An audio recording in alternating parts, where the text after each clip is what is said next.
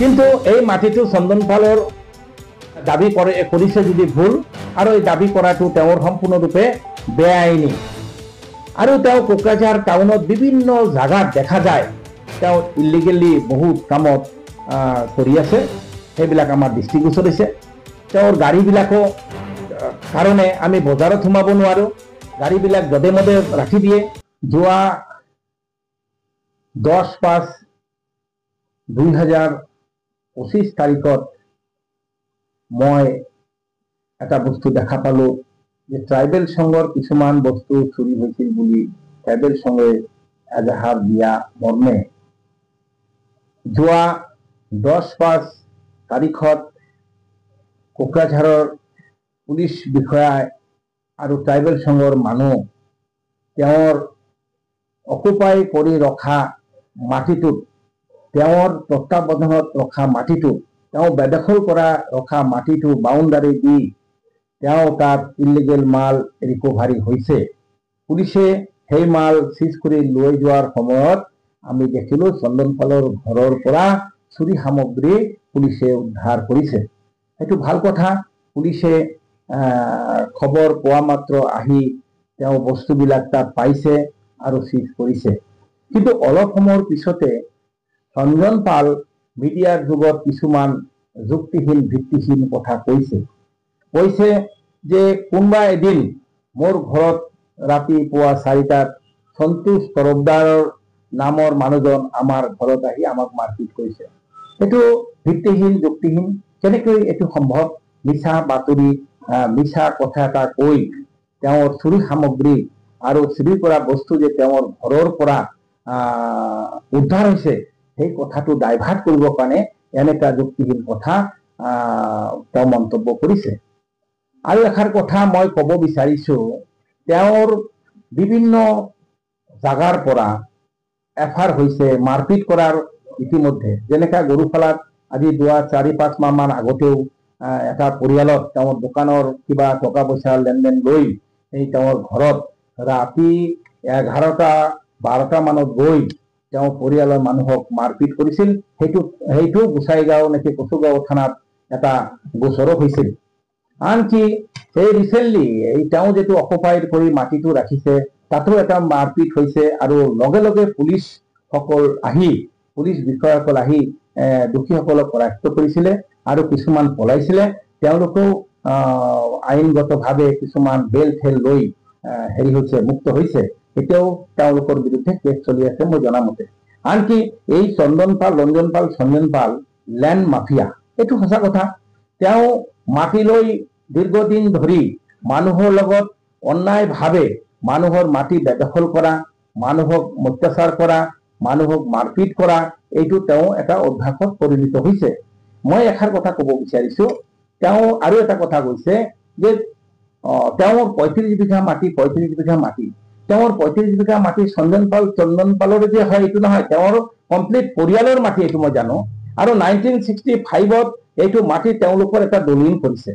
কিন্তু মই জনামতে, মই যিখিনি চালো, তেওঁ এই মাটি লৈ 2009 চনত যেটো কেছ কৰিছিলে চন্দন পাল, ৰঞ্জন পাল, কুসুমৰাণী পাল, এই কেছ কৰাৰ পিছত তেওঁলোকে এই যেটো দলিল দেখুৱাইছিলে, দলিলটো হ'ল 1965। কিন্তু নজিশেখৰ পৰা যেটো মাটি লৈছিল, নজিশেখৰ মৃত্যু হৈছিল 1963। কেনেকৈ তেওঁ 2-3 বছৰ পিছত এই দলিলটো কৰিলে? মৰা মানুহকে কেতিয়াও দলিল কৰিব পাৰে নেকি? আগৰ পৰাই জগদীশ চন্দ্ৰ পালৰ পৰা আজিলৈকে তেওঁলোকৰ ল'ৰা আৰু যিবিলাক আছে তেওঁলোকেও এই মাটিৰ ঘোটালা চলি আছে আৰু বেদখল দি আছে। আৰু কিছুমান মাটি বিক্ৰীও কৰিছে, আৰু বিক্ৰী কৰা কিনা মানুহবিলাকেও মাটি বিক্ৰী কৰিছে। এই মাটিবিলাকো তেওঁ বেদখল কৰি আছে। তেওঁৰ ধনবল আৰু কিছুমান মানুহৰ দ্বাৰা তেওঁলোকে মানুহক ভয় দেখাই মাটিবিলাক বেদখল কৰিবলৈ চেষ্টা কৰি আছে। তেওঁ লেণ্ড মাফিয়া হয়, তেওঁ ইয়াত গুণ্ডাগিৰি কৰি আছে, আৰু তেওঁৰ ঘৰৰ পৰা যেটো চুৰি সামগ্ৰী উদ্ধাৰ হৈছে এইটো স্পষ্ট। আৰু এই মালটো এই চুৰি বস্তুবিলাক ট্ৰাইবেল সংঘৰ এজাহাৰ মৰ্মে ইয়াৰ পৰা উদ্ধাৰ হৈছে। তাতে স্পষ্ট যে কোকৰাঝাৰৰ পুলিচ বিষয়াসকলে অতি সোনকালে এই মালটো উদ্ধাৰ কৰিবলৈ সক্ষম হৈছে। সেইকাৰণে আমি পুলিচ বিষয়াসকলক আমি ধন্যবাদ জনাইছো। আৰু এই মানুহজনক প্ৰশ্ৰয় দিব নালাগে। এই মানুহজন দীৰ্ঘদিন যাবত বিভিন্ন অসামাজিক বিভিন্ন মাটি চক্ৰান্ত কৰি লোৱা মানুহক হেৰেছমেণ্ট কৰা দীৰ্ঘদিন যাবত চলাই আছে। এইটো ঠিক নহয়। আৰু ইতিমধ্যে আৰু এখন কথা কৈছে যে এই মাটিটো, মই জানো এই মাটিটো চৰকাৰী মাটি হয় আৰু মাটিটো ৱাটাৰ ৰিচোৰ্চৰ হয়। ইয়াৰ আগতে প্ৰায় 30-35 বছৰ আৰ্মি আছিলে, তেওঁ কৈছে যে এই মাটিটো ৰিকুইজিশ্যন দিছে। এইবিলাক মিছা কথা, কাৰণ এইটো মাটিৰ লগত আমাৰো কিছুমান মাটি আমি তাৰ পৰা কিনিছিলো আৰু সেই তাতে স্পষ্ট হৈ গ'ল যে এই যে ৱাটাৰ ৰিচোৰ্চৰ মাটি, চৰকাৰী মাটি, ইতিমধ্যে কোকৰাঝাৰ চাৰ্কেল, লাটমণ্ডল, কানুন্দু তেওঁলোকে মাটিটো তদন্ত কৰিছে আৰু কোকৰাঝাৰৰ জিলা প্ৰশাসনৰ পৰা এজন এডিচিও আছিলে, তেখেতে এই মাটিটো দাহি চৰকাৰী মাটি বুলি প্ৰমাণ হোৱাৰ পিছত চৰকাৰীভাৱে ৱাটাৰ ৰিচোৰ্চক মাটিটো বুজাই দিছিলে। কিন্তু কোনো কাৰণত চৰকাৰৰ মাটিৰ এলটমেণ্ট দিয়াৰ প্ৰয়োজন হোৱাত এই মাটিটো ট্ৰাইবেল সংঘক দিছে আৰু ট্ৰাইবেল সংঘই এই মাটিটো লিগেলি এলটমেণ্ট পাইছে। কাৰণ এটা মাটি এলটমেণ্ট দিবলৈ গ'লে চৰকাৰীভাৱে তাৰ কিছুমান নিয়ম নীতি আছে, সকলো নিয়ম নীতি সম্পূৰ্ণ হোৱাৰ পিছতে ট্ৰাইবেল সংঘক মাটি এলটমেণ্টটো দিছে। এলটমেণ্টটো মুখত ক'লেই নহয় যে আমি মাটি এলটমেণ্ট দিলো, এনেকা নহয়। পাটৰ মাটি কেতিয়াও এলটমেণ্ট দিব নোৱাৰে। চৰকাৰে ভালদৰে ছানবিন কৰাৰ পিছত যেতিয়া দেখিছে চৰকাৰী ৰেকৰ্ডত খাস মাটি আছে, চৰকাৰী মাটি হয়, সেইকাৰণে চৰকাৰে দেখিছে যে আমি ট্ৰাইবেল সংঘই যেতিয়া মাটি বিচাৰি আছে, আমি ট্ৰাইবেল সংঘক মাটিটো চৰকাৰে মাটিটো দিলে। সেইটো চৰকাৰে কোনো ভুল কৰা নাই, এইটো কোনো ইলিগেল বিল্ডিং নহয়। মই জনামতে এই বিল্ডিং আৰু এই মাটিৰ এলটমেণ্ট সম্পূৰ্ণ চৰকাৰী ৰূপে ইয়াত স্থাপন হৈ আছে। চন্দন পালে যিবিলাক কিছুমান কথা ইপিন সিপিন কৰি আছে, তাৰ উদ্দেশ্য যে তেওঁৰ ঘৰৰ পৰা যিটো চুৰি মাল, চুৰি সামগ্ৰী উদ্ধাৰ হৈছে, সেই কেছটো ডাইভাৰ্ট কৰিবলৈ এনেকুৱা ধৰণৰ মন্তব্য কৰিছে। সেইকাৰণে মই প্ৰশাসনক ধন্যবাদ, পুনৰ ধন্যবাদ জ্ঞাপন কৰিছো যে চোৰৰ মাল অতি সোনকালে ইয়াৰ পৰা উদ্ধাৰ কৰিছে আৰু তেওঁৰ বিৰুদ্ধে বিহিত ব্যৱস্থা ল'ব বুলি আমি ভাবো আৰু এই মানুহজনক প্ৰশ্ৰয় দিব নালাগে বুলি আমি হেৰি কৰো।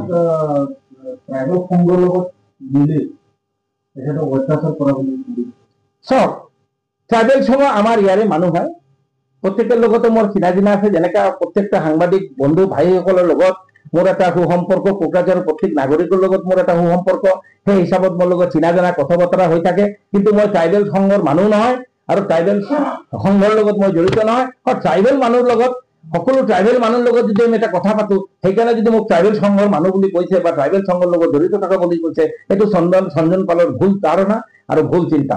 এনেকুৱা ভুল মন্তব্য যাতে ৰাইজৰ মাজত নকৰে, তাকো মই সকীয়াই দিছো যে এজন মানুহ এটা দল সংগঠন হবলৈ গ'লেই যে তেওঁক সেই সংগঠনৰ মানুহ বুলি কয়, এইটো তাৰ ভুল ধাৰণা, ভুল চিন্তা। আমি ভাৰতীয় জনতা পাৰ্টিৰ হওঁ, আমি ভাৰতীয় জনতা পাৰ্টিত আছো, আমি দল, আমাৰ দল এটাই, আমি ভাৰতীয় জনতা পাৰ্টিৰ। আমি কোনো সংঘ, কোনো বিভিন্ন দলৰ লগত মই যুক্ত নহয়। সকলো দলৰ মানুহৰ লগত কথা কোৱাটো কোনো অপৰাধ নহয়, আমি সেইভাৱে কথা পাতো। আৰু এটা কথা, যেটো আপোনালোকে বিল্ডিং দেখিছে, সেই বিল্ডিংটো ৱাটাৰ ৰিচোৰ্চৰ হয়। এইটো AC বাংলো আছিলে। এই বাংলোটো মই 30-35 বছৰ দেখিছো, তাত ৱাটাৰ ৰিচোৰ্চৰ বাংলো আছে। এই মাটিটো যেতিয়া কোকৰাঝাৰত ফ্লাড হৈছিলে, তেতিয়া ৱাটাৰ ৰিচোৰ্চৰ পৰা গভৰ্ণমেণ্টে একোৱাৰ্ড কৰি, খাস কৰি পেলাই এই মাটিৰ মূল্য দি মাটিৰ পাট্টাদাৰৰ পৰা মাটিবিলাক লৈছিলে আৰু সেই মৰ্মে ৱাটাৰ ৰিচোৰ্চৰ পৰা END, আগতে END আছিল, END বান্ধটো বনাই আৰু বান্ধৰ কাষতেই AC বিল্ডিং আৰু লগতে ষ্টাফ কোৱাৰ্টাৰৰ ইয়াত থকা বুলি আমাৰ দেখা পাইছো।